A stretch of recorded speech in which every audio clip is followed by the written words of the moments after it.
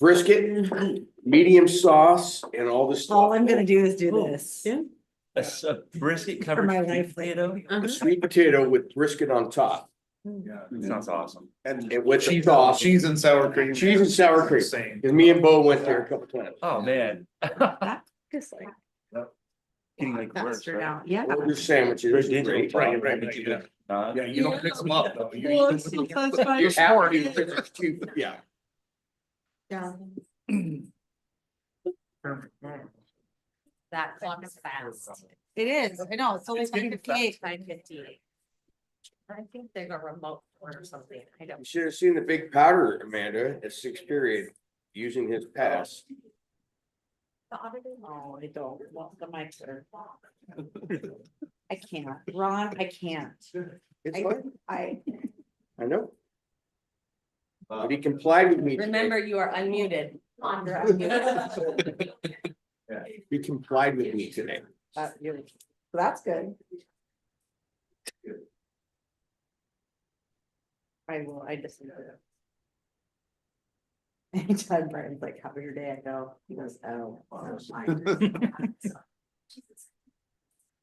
right. Yeah. Teachers should be allowed during the afternoon. I'm sure they do when they get home. No. No, I was talking to you at school.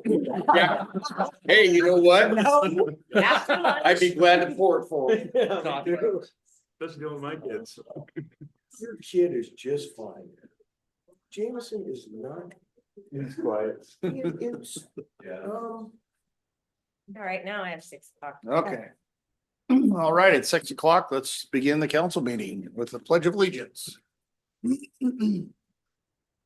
Pledge allegiance to the flag of the United States of America and to the republic for which it stands, one nation, under God, indivisible, with liberty and justice for all.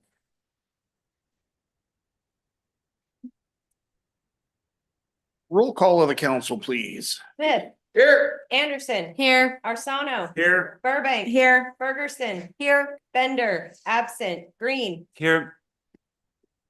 Motion to excuse Councilmember Bender. Second. All in favor? Aye. All opposed? Motion carries. Have an amended agenda this evening. Move to approve the amended agenda. Second. All in favor? Aye. All opposed? Motion carries. All right, with that, we have Director Hines to introduce get this right. The auditors is what I have. The auditors. Good evening, council, mayor.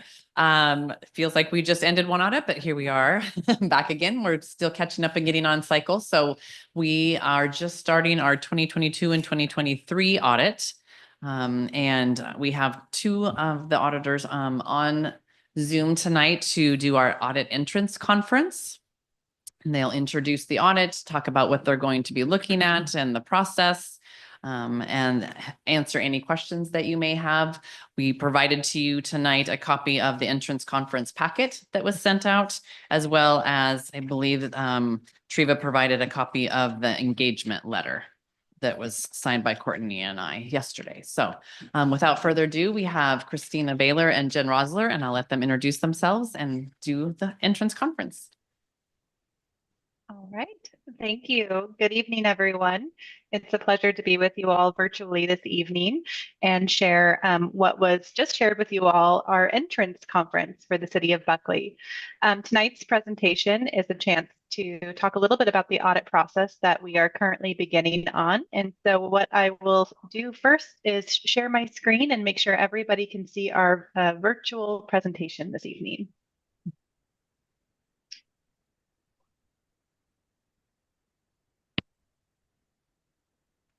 Okay. I'm thankful for the TV and the video camera. I think that's showing up for everybody. Does that look good on your end? Yes. It does. Okay, great.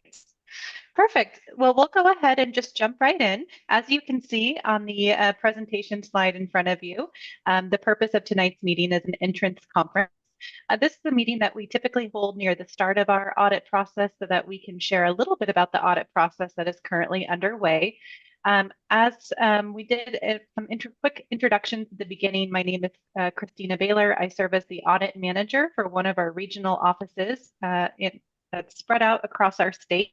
We are actually located up in Snohomish County, but we're assisting our Tacoma audit team for the second year in a row by conducting an audit of City of Buckley. And joining me tonight is Jen Rosler. Jen will be serving as the audit lead. She is really doing all of the work that's going into planning, conducting, and ultimately wrapping up the city's audit. And she'll also be assisting in tonight's presentation. So as Sandy did share with you all, we did send over a packet of information that's available in your handouts, I believe, that you have in front of you. We won't be speaking directly from that packet, but know that our slides are going to have all of the information that's included in your packet, and you can reference some of those key page numbers as we move along. But we did include full resources in your packet that you can look at when you have some additional time. So with that, we'll just jump right in here. If you are new to the audit process, or maybe you've been through an audit before, we always like to share that our state auditor is very she looks forward to conducting audits of all state and local governments. And really, that's the power that has been trusted with our office, is to conduct regular audits of all state and local governments throughout the state. You can see on the slide in front of here that that does keep our office very busy. We conduct over 2,700 audits each year. And one new thing that not everybody knows is that we don't just do one type of audit. So on the slide here in front of you, we have a number of boxes that show the various types of audits that can be applicable to our local governments. Not all audits are applicable this year, which is good. That would take quite a long time to get through. But the two boxes in blue and green are the audits that are going to be currently conducted as part of the city's audit. And we'll talk about those audits a little bit more. But before we move on, we did want to just quickly mention the other types of audits that can be applicable in future years of the city. Firstly, we do have federal audit. So if the city were to start receiving federal grant dollars of a substantial amount, currently over $750,000, but in the future over $1 million in 1 year, that can trigger a third type of audit, a federal grant compliance audit. So if that's something that the city is considering, please keep that in mind as you'll want to prepare in advance for that type of audit if it's needed. Other types of audits that our office performs include performance audits, cybersecurity audits, which we'll talk a little bit about tonight as well, and if needed, fraud investigations or citizen hotline referrals. This is a division of our office that assists local governments should that need occur. We hope that you don't encounter either option, but if you do, please know that our office is available to assist, and we do have an avenue for any citizen to contact us if there are any concerns that they would like us to consider during our audit process as well. But let's move into the first of the two audits that we will be conducting on behalf of the City of Buckley, and that is the accountability audit. And I think Jen is going to jump in here and share a little bit about what she has planned for the city. Jen? So we will be performing an accountability audit covering the period from January 1st, 2022 through December 31st, 2023. We used a risk-based audit approach to select areas to review. So we reviewed minutes, we did risk assessments with Sandy, Courtney, and the mayor. We reviewed different ratios, different reports, reviewed prior audit results, and we also looked at areas of common risk for cities across the state. Based on these planning procedures, we have identified the following areas for inclusion in this year's audit. Banking activities is a kind of a new thing that the state auditor's office has been working on because there is some risk involved in terms of payments going out of bank accounts. So what we do is we review the bank accounts that the city is regularly using, take a look at disbursements. If we identify anything that seems maybe a little out of the ordinary or not part of the usual flow or can't easily be identified, then we might follow up and ask questions or request backup just so we can be sure that it's for an allowable purpose and has gone through the appropriate approval channels. So it's kind of a new and interesting thing. This year, we're also looking at accounts receivable, specifically utility billing, adjustments, and collections. So in something like this, we might look at how utility bills are created, how meter readings are done, how you might handle citizen complaints and adjustments. We're looking at cash receipting. That's something, again, that since you're taking in cash, there is a certain amount of risk involved. We look at, say, how many people are receiving cash. If you have a cash drawer, how many people are working with that drawer. And we look at the procedures for recording and depositing cash, crediting accounts, etc. And finally, we're looking at cost allocation, which is just making sure that indirect administrative costs, payroll, accounts payable, etc., are being appropriately allocated to the right fund. And we look to see if the city has a plan, and then we might be looking at different ways that you allocate costs and asking questions about that. So that's something a little bit new and different this year. And then we're moving on to the financial statement audit. That's again the same period, January 1st, 2022 through December 31st, 2023. The objective of a financial statement audit is to issue an opinion as to whether the financial statements presented for audit are fairly stated and materially correct. Our audits are conducted in accordance with government auditing standards. So those standards require that we take a look at the city's internal controls with the process that you go through to prepare the financial statements. If we do become aware of any issues with your process that could or did allow misstatements to occur, we're required to alert you to this during our audit. And of course, we'll also remain alert to any identified instances of noncompliance that could impact the information presented in the financial statements, and we'll bring that to your attention if identified. At the end of the engagement, we'll issue a financial statement audit report to the city in accordance with the BARS manual. And this report will detail the opinion being issued, the results of our consideration of the city's internal controls and compliance, and you'll get a full set of the audited financial statements. Of course, we will stay connected all through the audit. We did have a pre-audit meeting earlier. We've provided an engagement letter that Sandy and Courtney were kind enough to get signed very quickly for us. That confirms management and auditor responsibilities, engagement terms and limitations, and identifies the cost of the audit, the estimated timeline for completion, and any expected communications. We've already gone through risk assessments. Sandy and I will be holding weekly status meetings starting this coming Tuesday. And of course, if Sandy or anyone else has questions at any other time, you're more than welcome to reach out to us, and we're happy to answer questions. Towards the end of the audit, we'll be requesting a management representation letter, and then we'll be setting up an exit conference, which I'm imagining will be pretty similar to what we're doing right now at another council meeting. And in that case, we're committed to ensuring you have the opportunity to hear directly from us on the results of your audit. So we'll work with management to schedule that, and we'll again invite all governing body members to attend. If a quorum of governing body members plan to attend, the city is of course responsible for ensuring the Open Public Meetings Act requirements are satisfied. There are 3 levels of reporting that SCO deals with. Findings formally address issues in an audit report. So that's the most significant level of audit recommendation that can be issued. They're the only level of reporting included in their entirety in the SAO audit report. If a finding is issued, the city will be given an opportunity to provide a response to the finding that will also be published in our report. And that's important to help readers not only understand the issue found, but also any information the city would wish to share on how the issue itself or its planned course of correction going forward. In addition, please note certain external standards may require audit issues to be reported as audit findings. These standards are commonly encountered in the financial and federal audit engagements. Of course, there is no federal audit this year.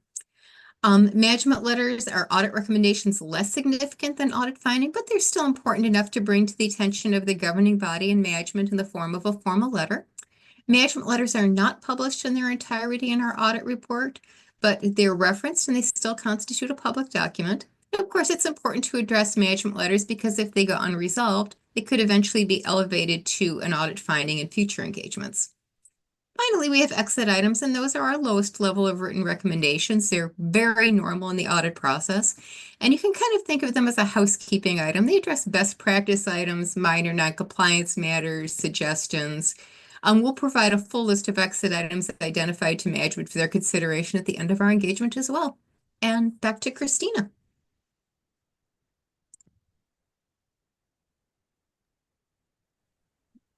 All right, thank you, Jen. Sorry about that. Took me a minute to unmute myself. As part of our presentation tonight, we also wanted to take the opportunity to share a few pieces of key information that we hope might be good reminders to you, and also just make sure that we bring items to your attention too that you may not have seen in your packet. First and foremost is our commitment to safeguarding any confidential information that is shared throughout the audit process. We understand the audit process looks at a number of documents. Some of those documents that are provided do contain sensitive information, such as employee payroll records. Please let us know whenever we're making requests for information if you believe that that contains sensitive information. That'll help us make sure that we follow the proper channels just from the very beginning. And of course, you know your records better than us, so it helps make sure that we get off to a good start. But we also want to share with you that should we need to have that information as part of the audit process, we have a number of channels to ensure that it is safeguarded all the way through sharing the information and ultimately including in our audit files. And that's inclusive of using a secure file transfer service so that it isn't going over email, as well as following a number of policies and procedures on how we maintain and restrict access to that information in our audit file. In addition, we always provide an estimate of audit costs at the start of our audit. You'll find that information in your packet. Everything is on track with what we quoted at the end of your last audit, so there was no need to change that estimate for this year's engagement. We also like to share that should there be a concern or question that arises during the audit process that Jen or Kirk as the audit supervisor is unable to address fully to your liking during the audit process, we do have an audit dispute, a formal process that the city is more than welcome to utilize if needed. First and foremost, it starts with me as the audit manager. You can contact me at any time if you have a question or concern that arises. But we do have a number of individuals all included in your entrance packet, all the way up to our state auditor, Pat McCarthy. Should you need that, that would be more than happy to discuss any questions or concerns that come up during the audit process. And then lastly, as a reminder, there is a state law that does require all local governments to notify our office immediately if you become aware of a known or suspected loss of public funds. This process is as easy as we can make it. We did include on our website a quick and easy form that you can fill out and notify us if you become aware of such an occurrence. When those items are submitted to our office, they do go to an investigative team that triages them. They may contact you with a few questions, and if the need is there, we can either conduct an investigation from our office, or we can work with you if you have an external investigation or internal investigation planned. Again, we hope that the city does not incur one of those loss reporting, but if it does happen, which we know it does from time to time, we are there to support you through that effort. In addition, in a similar kind of line of thinking here, we are also seeing that local governments are continually getting kind of targeted for cybersecurity issues as well, which can also lead to losses of public funds. So there's a couple good reminders here on this screen, and our reminders are on reporting these issues should you encounter them. So first and foremost, if the city were to experience a large-scale cybersecurity incident. Large scale is defined as anything that affects more than 500 Washington State residents. This would have to be notified to the Attorney General's office. They do have information on their website on how you can complete that notification, but this would be just on those larger impacts. So if you have maybe your utility system or some other system that impacts a lot of citizens, this could trigger this type of notification. On any scale, similar to the normal loss reporting, the state auditor's office is requesting that local governments notify our office if you experience a cybersecurity incident. cybersecurity incidents don't take one shape or form. We're seeing everything from viruses such as malware or other types of viruses happen at our local governments to even individuals impersonating vendors or employees and asking for your payment information to be updated. So unfortunately, there's a lot of different avenues that we can see this pop up on. So it's important to be vigilant and to just be aware that if you were to experience something like this, you want to make sure you conduct all the proper notifications. We will be sharing a little bit of information later on about a new cyber checkup that the city can participate in if you'd like to just see how your own policies and procedures are currently performing and if there's any ways that you can improve that. That's also a service that our office offers at no additional charge. So it's a free service that you can participate in. In addition, we sometimes get asked the question, you're conducting an audit of the city of Buckley, but does the state auditor's office also have to undergo an audit? The answer is yes. Yes, of course we do. The state auditor's office participates in the National State Auditor Peer Review Program. This program conducts an audit once every 3 years of our agency's compliance with not only state laws and policies and procedures, but also compliance with nationally recognized governmental auditing standards. So the panel of auditors comprised from states around the nation comes together and they take a look at our office. And we are pleased to report that our most recent peer review resulted in a pass rating, which is the highest level of assurance that we can receive through the audit process. And then we'd like to leave you with some resources that you can use whenever they might be convenient or of interest to the city. So first and foremost, our office does have 2 support teams that are available to the city year-round. Our first team, our local government support team in blue, they focus on any accounting and financial reporting questions that you might have. This is a great team that can support you through your yearly effort to prepare financial statements, which is required to be submitted every year, usually by the end of May. So they are available to answer any accounting questions that you might have. They provide trainings that you can watch on any annual updates to the reporting process and just be available if you have questions when they arise. Our second team is our Center for Government Innovation. This team really focuses on how we can help governments improve services throughout the year, whether it's in response to an audit recommendation or maybe just an area that you're looking to make improvements on. The center has a number of resources. They have a whole library of tools that you can download at any time on topics that may be of interest to you, such as purchasing or payroll or cash receipting, that provide best practices that we're seeing out in the agency, or even policy suggestions if you're looking to upgrade your policies. But they also provide training. And so a few items that they've also started to launch more recently, I mentioned the cyber checkups is a new offering from our office. This, if the city has not partaken in this already, this is an opportunity where your IT professionals can meet with our specialists that are up to date on all the national best practices for cybersecurity, and they can take a look at your policies and procedures and just give you some tips on areas that you might be vulnerable in, or areas that you can make improvements so that you don't have one of those cybersecurity incidents occur.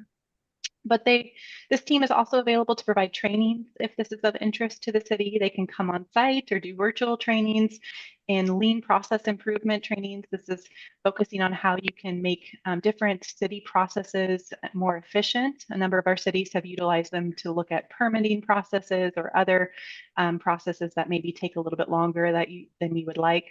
But they also do team building workshops as well as another area that they're starting to expand in.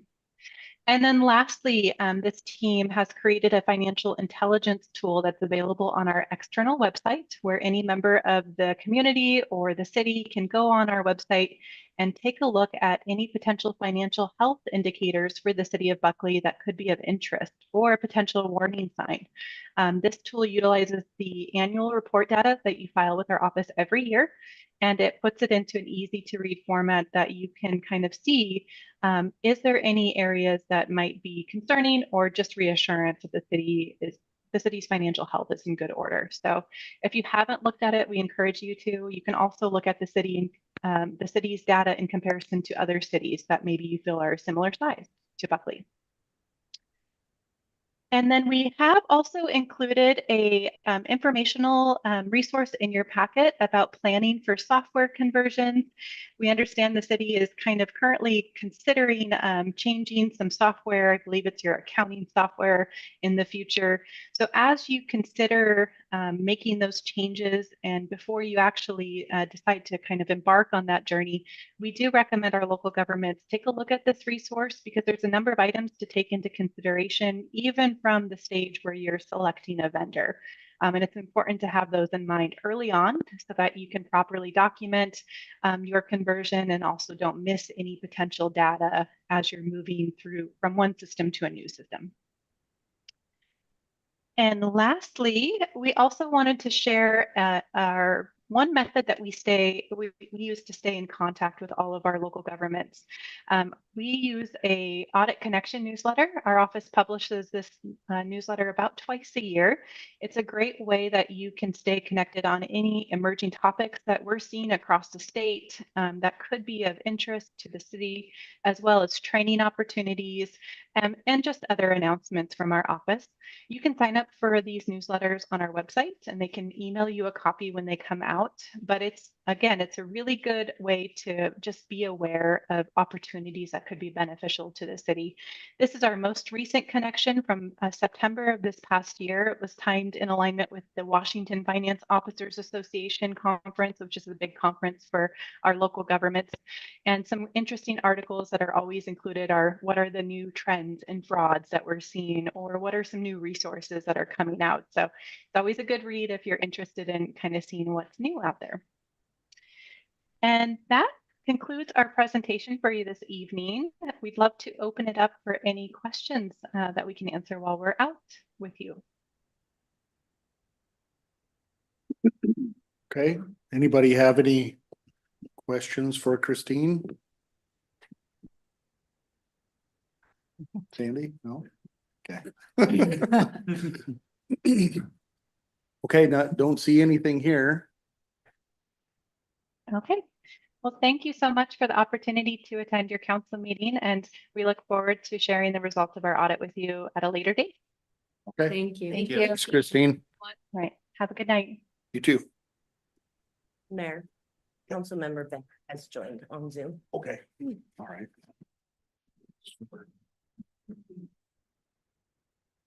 Okay. Moving on to, item B here is Citizen Advisory Commission. Approve the commission work plans for the first one is Citizen Advisory Commission.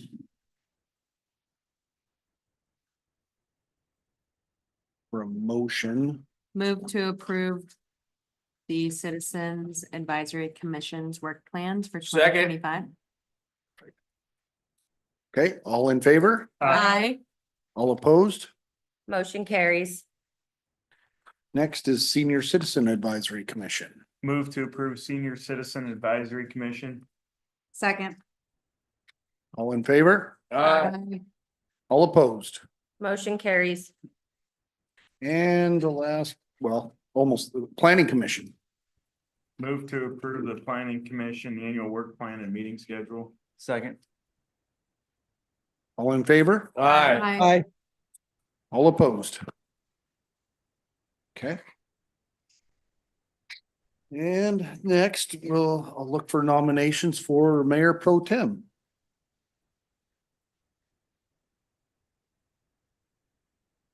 I nominate Ron, Okay. Mr. Smith. Members. Anybody else? Second. Second. No. Okay. All in favor? Aye. All opposed? Abstain. Motion Okay. carries. All right. And next is we'll appoint the council committees and liaisons. Let's see, well.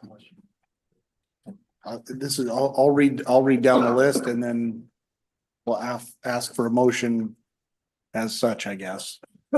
Parks and Community Services Committee will be council members Green, Anderson, and Bender.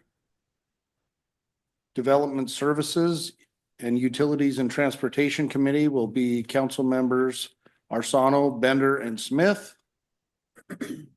Admin, Finance, and Public Safety Committee will be council members Smith, Ferguson, and Burbank. Citizens Advisory Commission will be council member liaison Anderson and Green as an alternate. Senior Citizen Advisory Commission will be council liaison Bergerson and Bender as an alternate. Economic Development, council liaison Smith and Arsano as an alternate. Pierce County Regional Council, council member Green and Burbank as an alternate.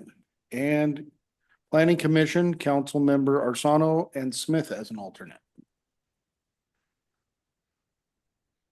Move to approve council committees and liaisons. Second. All in favor? Aye. Aye. All opposed? Motion carries. All right, now we have public comment section.